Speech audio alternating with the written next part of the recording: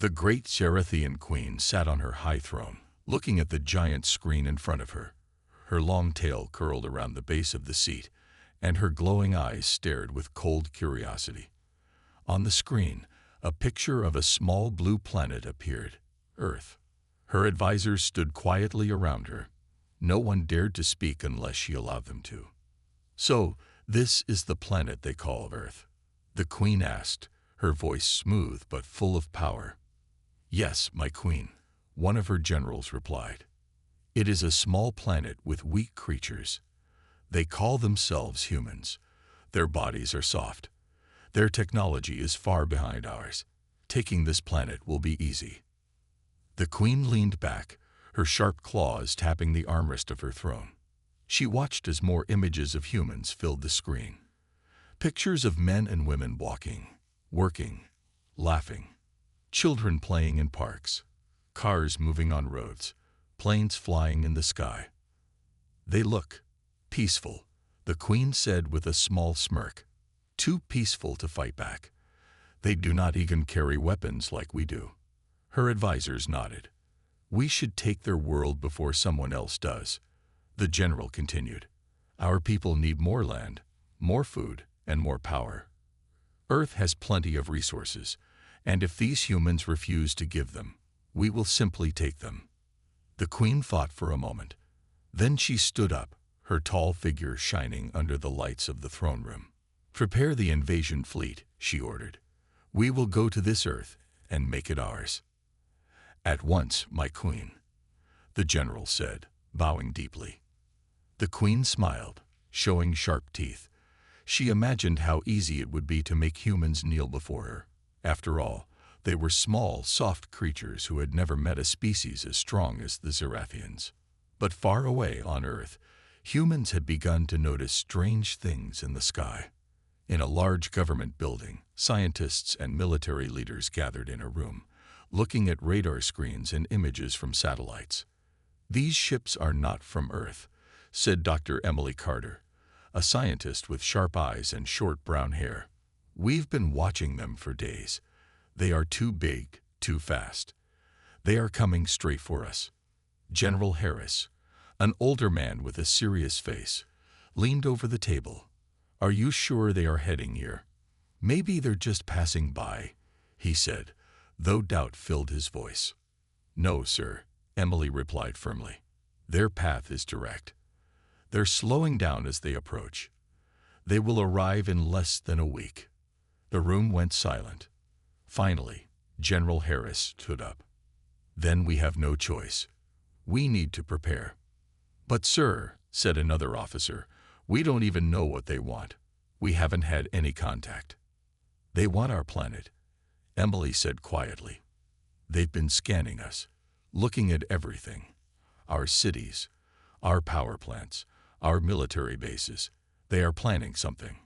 General Harris looked at everyone in the room. "Whether they come in peace or not, we need to get ready. I want every military unit on high alert. And we need to warn the people."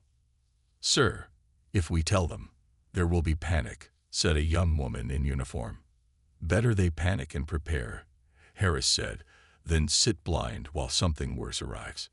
Meanwhile, in cities and towns, people were starting to notice strange lights in the night sky. Some thought they were comets. Others thought they were just new satellites. But some felt something was not right. In one small town, a boy named Liam stood with his father, pointing at the strange glowing dots above. "Dad, what are those?"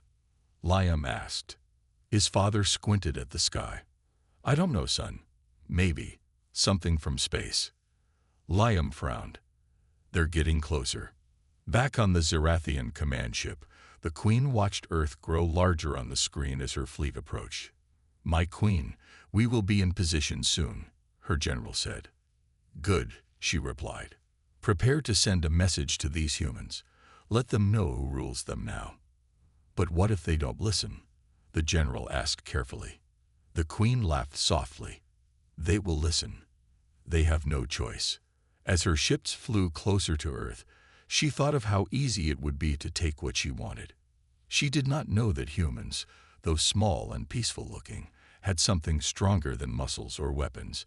They had courage and the will to protect their home. On Earth, as news of strange ships filled the television and internet, people began to gather in parks, streets, and homes, watching the sky with growing fear, but also with determination. In army bases, soldiers stood ready. In labs, scientists worked fast to figure out what they were facing. And somewhere in the stars, a battle for Earth was about to begin. A battle that would show the Queen something she never expected. What it truly means to fight for home and family. The sky was dark, though it was daytime. Huge Zerethian ships floated above the cities, blocking the sunlight. People stood in streets, parks, and rooftops, looking up in shock. In New York City, a young woman named Sarah, holding her little brother's hand, stared at the sky. The ships were shaped like giant metal beasts, glowing with strange blue lights. "Are they friendly?" her brother asked quietly. Sarah shook her head. "I don't know, but we have to stay safe." Suddenly, a loud voice came from the sky. The Queen's message played in many languages. "People of Earth, we are the Zerethians. Your world now belongs to us. Surrender, and we will take what we need. Resist, and you will regret it." People gasped. Some began to cry. Others shouted in anger. In the White House, General Harris stood with world leaders, watching the same message on a large screen. "So, they're not here to talk," Harris said, his face serious. The president nodded. "Prepare to defend our planet. If they want a fight, we'll give them one." Meanwhile, the Zerethian soldiers landed in many places. They were tall and strong, with shining armor. They walked like they already owned Earth. In a small village in India, people watched as alien soldiers walked through the streets, scanning everything with strange devices. A young man named Raj hid behind a wall, watching carefully. "They think we're weak," Raj whispered to his friends, "but they don't know us." In Tokyo, fighter jets flew toward the Zerethian ships. Pilots inside the jets were nervous but ready. "Squadron Alpha, moving in," the leader said. The jets shot missiles at the alien ships, but the missiles bounced off glowing shields. "They have shields," a pilot shouted. "Stay sharp. Keep attacking," the leader ordered. The Queen watched all this from her command ship, smiling. "They try to fight back, but they are foolish," she said to her general. "Soon they will kneel." But something unexpected was happening. On the ground in a city park, a group of police officers and civilians worked together. They used ropes, nets, and even trucks to trap and trip Zerethian soldiers. The aliens were surprised. "Go now," shouted a police officer as people ran to safety. In a forest near Germany, hunters with rifles and bows set traps. A group of Zerethian soldiers walked right into a deep pit covered with leaves. One of the hunters, an old man named Eric, looked at the fallen aliens and said, "We may not have your machines, but we know this land better than you." Meanwhile, in a secret base underground, scientists like Dr. Emily Carter worked fast. "We need to understand their technology if we are going to stop them," Emily said, looking at a broken Zerethian drone that had crashed. Her team was studying the drone, trying to learn how the shields worked. "Doctor, I think I found something," one of the scientists called. Emily rushed over. "If we can figure out how to break their shield, we'll have a chance," she whispered to herself. Back on the battlefield, soldiers fought bravely. In Paris, a squad of soldiers faced Zerethian machines that looked like walking tanks. "We need to slow them down," shouted the captain. "Captain, the bridge," said another soldier, pointing. The captain thought quickly. "Blow the bridge. If we destroy it, they can't cross." The soldiers set explosives and destroyed the bridge, stopping the machines from moving forward. High above Earth, the Queen's smile began to fade. Reports were coming in. "My Queen," a general said nervously, "some humans are fighting harder than we thought." "They are. Clever." The Queen frowned. They are weak. They will break soon. But even as she spoke, humans around the world were joining together. In Brazil, farmers used their tractors to block roads and slow alien movements. In Egypt, workers in the desert used old tunnels to move unseen. In Australia, firefighters helped lead people to safety through the forests. Even children helped, running messages when phones stopped working. In London, a young girl named Emma held her mother's hand tightly as they helped carry supplies to the soldiers. "Mom, will we be okay?" Emma asked. Her mother looked at the sky, then at the brave people around them. "We will fight for our home, Emma. We won't give up." The Queen watched as her soldiers reported more problems. "My Queen, humans are adapting. They do not run. They fight in ways we did not expect." The Queen stood up, angry now. "Then send more troops. Show them we are stronger." But deep inside, for the first time, a small doubt touched her mind. Maybe these humans were not as weak as they looked. Far below, on Earth, humans stood together. Farmers, teachers, scientists, soldiers, and children, all ready to protect their planet. And this was just the beginning. High above Earth, the Zerathian Queen watched her screens carefully. She expected to see humans surrender by now. But instead, she saw something that surprised her. Humans fighting back, learning, and growing stronger. Her generals stood near her, worried. One of them spoke softly. "My Queen, the humans are adapting. They are using clever tricks. They have already stopped some of our patrols." The Queen's eyes narrowed. "They are only lucky," she said. "We are stronger. They cannot win." But deep inside, she began to wonder if that was true. Far below, on Earth, humans were learning fast. In a hidden laboratory, Dr. Emily Carter and her team worked day and night to study a broken Zerathian drone. "Doctor, look at this," said one young scientist, showing her a piece of the drone's glowing armor. "It uses some kind of energy shield, but I think we can break it." Emily smiled for the first time in days. "If we can break their shield, we can fight them. Let's figure this out." As they worked, news came in. Humans all over the world were finding ways to fight back. In Italy, a group of engineers built a large magnet machine that could pull Zerathian drones out of the sky. They used scrap metal, old cars, and anything they could find. In Japan, scientists created a small device that could jam the aliens' communication signals. In Africa, people used mirrors and sunlight to blind alien machines, confusing them and making them crash. All around the world, humans were using their knowledge, creativity, and teamwork to stop the invaders. In the forests of Canada, a young woman named Maya led a small team. They were not soldiers, just ordinary people, but they knew how to survive in the wild. "All right, everyone, remember what we planned," Maya whispered. Her team waited quietly as a group of Zerathian soldiers walked down the path.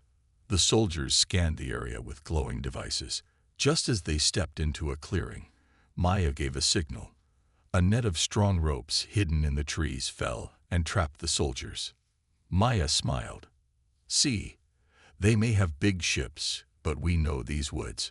Her team cheered quietly and quickly left before more soldiers arrived. Meanwhile, in a city in France, young men and women used old radio towers to send messages to other towns. "Attention, all groups," one of them said into the microphone. "If you are listening, remember, do not give up. We are finding ways to fight back. Stay strong." People listening to the radio smiled and felt hope. Back in the secret lab, Emily and her team finally made a breakthrough. "I think we found a way to break their shield," one scientist shouted. Emily looked at the computer screen.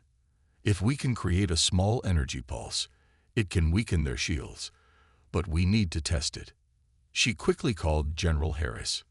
"General, we may have a way to stop them." The general smiled, the first real smile in days. "Good work, Doctor. Prepare a device for our soldiers. We need to use it soon." Up in space, the Zarathian queen listened as more reports of human success came in. "My queen, they destroyed one of our patrols near the mountains, and they captured 2 of our drones," said a general. The queen's tail twitched in frustration. "They are clever," she admitted quietly, "but they are still weak compared to us." Yet, as she looked at the reports, she knew the humans were not giving up. In a desert in Australia, a group of workers and farmers stood near a broken Zarathian machine. "How did you stop it?" a reporter asked. A farmer smiled. "We used water. We flooded the ground and made the machine sink into the mud. Big machines don't do well in soft earth." Everyone laughed and cheered. In a small village in Mexico, children were helping too.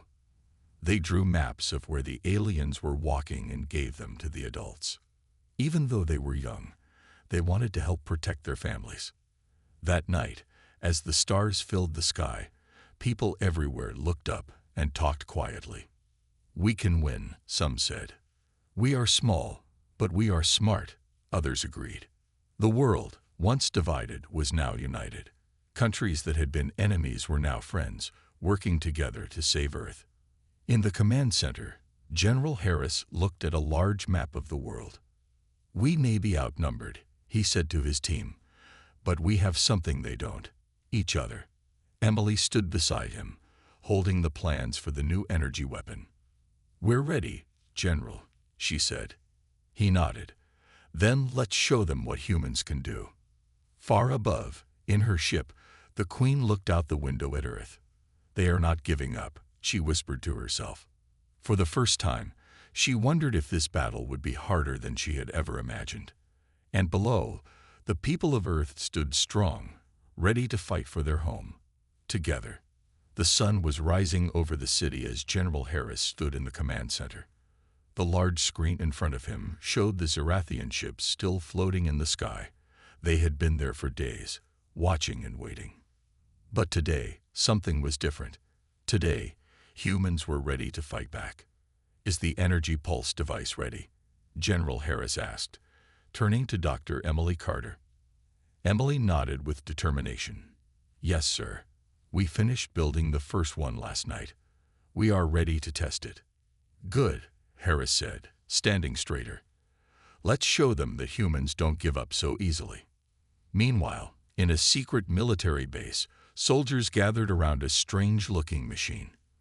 It was small, with wires and glowing lights, but it had the power to weaken the Zarathian shields. A young soldier named Mark looked at it closely. "So this little thing is going to help us fight back?" he asked. "Yes," said Emily, smiling. "It may be small, but it's powerful. Once we turn it on, their shields will stop working. At least for a short time." Mark nodded. "That's all we need." The first test was planned for a Zarathian patrol moving through a large city. Their machines had been scanning buildings and streets, looking for resources. People watched from windows and rooftops, worried and scared. Mark and his team moved quietly through the empty streets. They carried the pulse device in a small truck. "All right, team," Mark whispered. "Get ready. Once we use this device, we hit them fast. No mistakes." The team nodded. As the patrol walked by, Mark pressed the button on the device. A soft humming sound filled the air. Then a blue wave of energy shot out, covering the patrol. The Zarathian shields flickered and disappeared. "It worked," Mark shouted. "Now." His team quickly used nets, traps, and even strong magnets to pull down the Zarathian machines. The aliens looked shocked. For the first time, their shields did not protect them. People watching from rooftops began to cheer.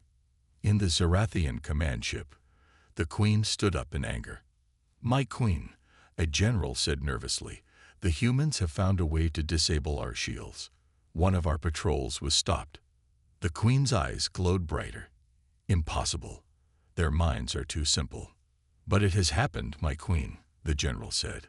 The Queen turned and stared at the screen showing Earth. "They think they are clever," she said softly. "But we will crush their hope." Still, a small part of her wondered. Were humans stronger than she thought? Back on Earth, news of the victory spread fast. People everywhere smiled and hugged each other. For the first time, they felt hope.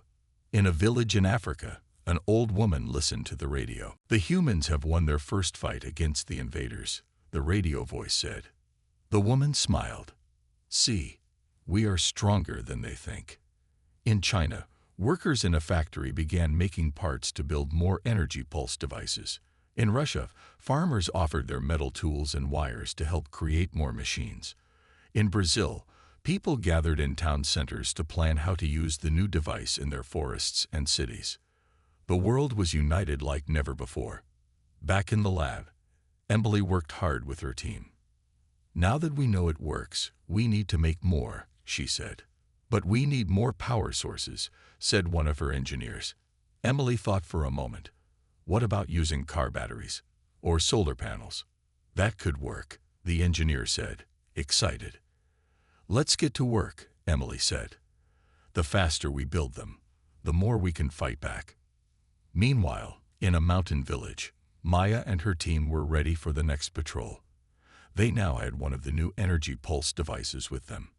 "All right, everyone," Maya said, "we've trained for this. Let's show them we're not afraid." As the patrol came into the valley, Maya turned on the device. The same blue wave of energy rushed out. The Zarathian soldiers looked around in confusion as their shields went down.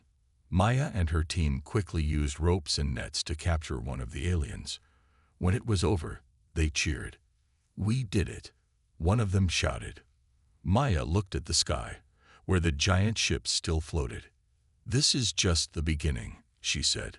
Up in space, the Queen sat on her throne, thinking hard. "My Queen, what are your orders?"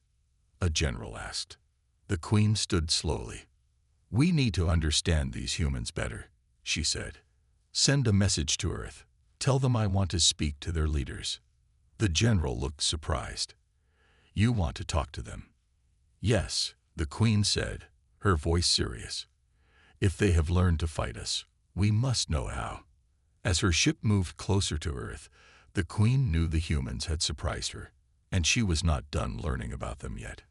Down on Earth, people were busy building more devices, helping neighbors, and getting ready for whatever came next. They had won their first battle, but the war was not over.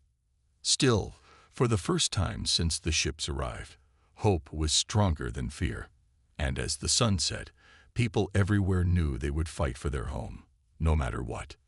The world was still buzzing with hope after the first human victory. People were working together like never before. In cities, towns, and villages, everyone was building more energy pulse devices to fight the invaders. But high above Earth, something unexpected was happening. Inside the Zarathian Queen's ship, the Queen stood in front of a large screen, her bright eyes thoughtful. "Send the message," she said calmly. Her generals looked at each other, confused. "But my Queen, why speak to them? We can fight them and win," one general said carefully. The Queen shook her head. "These humans are not like other species. They learn. They adapt. I must see them for myself."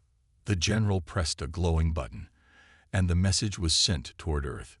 Down on Earth, in the main human command center, General Harris was sitting at a long table with his team. Dr. Emily Carter was there too, working on new designs for the energy pulse. Suddenly, a young officer ran in. "Sir, you need to see this." He handed General Harris a tablet. On the screen was a strange but clear message. "This is Queen Zarathia of the Zarathian Empire. I request to meet with the leaders of Earth. You have proven stronger than I thought. Let us talk." The room went silent. Emily looked surprised. "She wants to talk." General Harris looked serious. "Maybe she wants to trick us." "But what if she doesn't?" Emily asked. "What if this is a chance to stop the war?" The general thought for a moment. "Prepare a reply. Tell her we agree, but we will meet on our terms, on Earth, in a safe place." A few days later, the whole world watched as a small Zarathian ship slowly landed in a wide open field. People were kept far away for safety. Soldiers stood ready, and scientists like Emily waited nearby. The ship opened with a soft hiss, and the Queen herself walked out, tall and graceful. Her glowing eyes looked around carefully. General Harris and Emily stepped forward to meet her. "So, you are the leaders of these humans," the Queen said. "I am General Harris, and this is Dr. Emily Carter," Harris said. "Welcome to Earth." The Queen looked up at the sky, a beautiful world, full of life, and one we plan to protect, Harris said firmly. The Queen turned to look at him. "I see that now." They sat at a large table in a tent set up near the ship. "You fight well," the Queen began. "Better than any I have seen before." "Because we fight for our home and our families," Emily said softly. "We don't give up." The Queen studied her. "I came here thinking you were weak, but you have shown me that humans are strong in ways I did not understand." Harris leaned forward. "Then stop this war. Leave our planet." The Queen was quiet for a long time. "My people need resources. We have traveled far, and many of our ships are damaged. We thought we could take what we needed easily. And now you know you can't," Harris said firmly. The Queen nodded slowly. "Yes, but what choice do we have? If we leave empty-handed, my people may not survive the journey home." Emily thought for a moment. "Maybe we can help each other." The Queen looked at her in surprise. "Help? Why would you help us?" "Because we believe in peace. Maybe we can give you what you need without war," Emily suggested. Harris looked at her, unsure, but then nodded. "We will not let you hurt Earth. But if there is another way, we should talk about it." Far away, people watched the meeting on screens. "Do you think they will stop fighting?" a child asked his mother. "I hope so," she said softly. In villages and cities, people talked about what was happening. Some were scared, others were hopeful. Back at the table, the Queen was thinking. "Your people would share your resources, even after all this?" she asked. "We want peace," Emily said, "but only if you stop attacking us." The Queen stood up and walked to the edge of the tent, looking at the sky again. "My people are proud. They do not like to ask for help. But perhaps we can find a way." Harris stood up too. "Then let's try." The Queen turned to him. "Very well. I will return to my ship and speak to my council. If they agree, we will talk more tomorrow." Emily smiled a little. "That's a good start." The Queen nodded and walked back to her ship. As she flew away, people on Earth watched the sky, hoping this was the beginning of peace. But far above, in the Queen's ship, her generals were not happy. "My Queen, are you sure about this? Humans are dangerous," one said. "They are dangerous," the Queen agreed, "but they are also brave and clever. Maybe we should not make them our enemies." She looked out at Earth, her mind full of new thoughts. And down below, General Harris turned to Emily. "Let's hope this works," he said. "It has to," Emily whispered, "for all of us." As the stars filled the night sky, humans and Cerathians both wondered what would happen next. Could enemies become friends? Could a war end before more damage was done? No one knew. But for the first time, they were talking. And that was a beginning. The next morning, General Harris and Dr. Emily Carter waited near the open field where the Zerathian Queen had landed her ship the day before. The world was watching. People gathered around screens in every country, hoping to hear good news. Soldiers stood ready, but this time their hands were not on their weapons. In the sky, the Queen's silver ship slowly returned, gliding down like a bird. When the door opened, Queen Zerathia stepped out, her face calm but serious. "I have spoken to my council," she said as she reached Harris and Emily. "Some wish to fight, others wish to listen." "And what do you wish?" Harris asked carefully. The Queen looked at both of them. "I wish to listen." Inside the large tent, they sat again around the long table. Maps of Earth lay on one side, and images of the Zerathian fleet on the other. My people are in trouble, the Queen said softly. Our ships are damaged. We have little energy left to travel. That is why we came here, to take what we needed. Emily listened carefully. But if you keep fighting us, you won't get anything. You've seen now that humans are stronger than you thought. The Queen nodded slowly. Yes, you surprised us. Your bravery, your cleverness. It is not like anything we have faced before. Harris leaned forward. So what do we do now? You can't keep attacking us. But we also don't want to destroy your people. For a moment, the Queen was quiet. Then she said, if you help us fix our ships, if you give us the materials we need, I will promise to stop the war. Outside the tent, Maya and her resistance team listened to the news on their radios. They are talking about peace, Maya said, frowning. Can we trust them? Asked a man beside her. I don't know, Maya answered. But if we can end this without more fighting, maybe we should try. Still, she kept her hand close to her energy pulse device, just in case.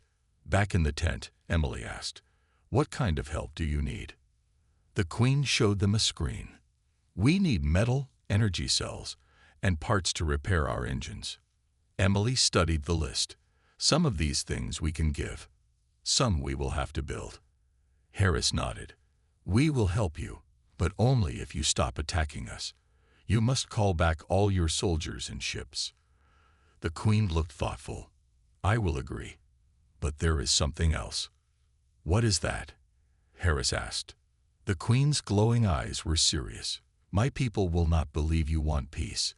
They will think this is a trick. I need you to show them you mean it. Emily thought for a moment. How do we do that? You will come with me to my ship, the Queen said. You will speak to my council yourselves. Harris was surprised. You want us to go into your ship? Yes, the Queen answered. If you are brave enough to meet them, they will know you are serious. Harris looked at Emily. She gave a small nod. All right, Harris said. We'll do it. As they prepared to go, Maya's team watched from a distance. They're going into the alien ship, one man said. Maya watched carefully. If they don't come back, we'll know it was a trap. But if they do, the man asked. Then maybe, Maya said quietly, we have a chance at peace. The Queen's ship was large and filled with strange lights and sounds. Harris and Emily walked beside the Queen as they moved through glowing halls. Sarathian soldiers watched them closely, but no one stopped them.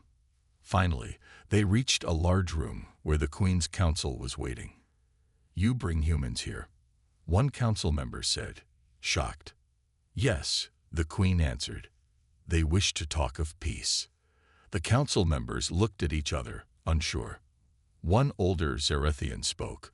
Humans fight like wild creatures. How can we trust them? Harris stood tall. We fight to protect our home. But we don't want more war. We want to help, if you let us. Emily added, we are offering friendship, not just a deal. But we will defend ourselves if needed. The room was silent. Then, slowly, one council member nodded.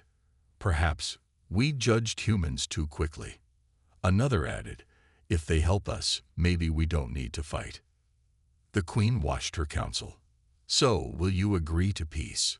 Finally, the oldest council member said, if humans keep their word, we will keep ours. Later, as Harris and Emily walked out of the ship, the Queen followed. I hope we can trust each other, she said quietly. We can, Harris answered, if you keep your promise. I will, the Queen said. When the news reached the world, people were surprised and hopeful. Maybe the war will end, someone said in a crowded cafe. Children laughed and played in the parks again. Even Maya smiled when she heard. Maybe we can have peace after all, she said. But deep inside, everyone knew there was still much to do. And not everyone trusted the aliens yet. Still, for the first time, a real chance for peace had been born. And both humans and Gerathians began to dream of a future without war. The sun rose on Earth like a golden promise, For the first time in many weeks, people looked at the sky with hope instead of fear. The great Sarathian ships still floated above, but now their weapons were quiet. In the Human Command Center, General Harris and Dr. Emily Carter stood by a large screen, speaking to leaders from around the world. "Today is a new day," General Harris said. "We have spoken to Queen Zerathia and her council. They are ready to stop the war, but we must be wise. Trust will take time." On screens, presidents, prime ministers, and kings nodded. Emily stepped forward. "We have decided to help the Zerathians repair their ships. In return, they will leave Earth in peace and promise never to attack us again." "Are you sure they will keep their word?" one leader asked. "We cannot be sure yet," Emily answered honestly. "But if we don't try, the war will never end." Meanwhile, high above, inside her ship, Queen Zerathia looked down at Earth. She saw the busy cities, the green forests, the blue oceans. One of her generals entered the room. "My queen, the humans are preparing the supplies." The queen nodded. "Good. Tell the soldiers to stand down. There will be no more attacks." "But are you sure, my queen?" the general asked. "Some of our people still believe we should fight." The queen looked out at Earth and said firmly, "No more war. These humans have shown strength, but also kindness. We must respect that." In the days that followed, human and Zerathian teams worked together. It was not easy. At first, people on both sides were afraid. When a Zerathian engineer walked into a human workshop, the workers grew silent and watched every move. And when humans stepped onto the alien ships to deliver supplies, Zerathian soldiers stood stiff and nervous. But little by little, things began to change. In one workshop, a human engineer named Tom struggled to lift a heavy metal part. A tall Zerathian engineer walked over and picked it up easily, handing it to him with a small nod. "Thank you," Tom said, surprised. The alien smiled slightly. "You are welcome." For the first time, a human and an alien worked side by side, not as enemies, but as partners. In another part of the city, Maya watched as Zerathians helped build a large energy station. She still carried her energy pulse device, but she hadn't used it since the Queen's meeting. A small girl stood beside Maya and pointed. "Look, the aliens are fixing things." Maya smiled. "Yes, they are." "Are they our friends now?" the girl asked. Maya thought for a moment and then said, "Maybe they will be." In the Queen's ship, Emily and Harris were shown the damaged engines. "We need special metal to fix this part," a Zerathian engineer explained. "We can make it," Emily said confidently. "It will take a few days, but we'll do it." The Queen nodded. "You keep your promises."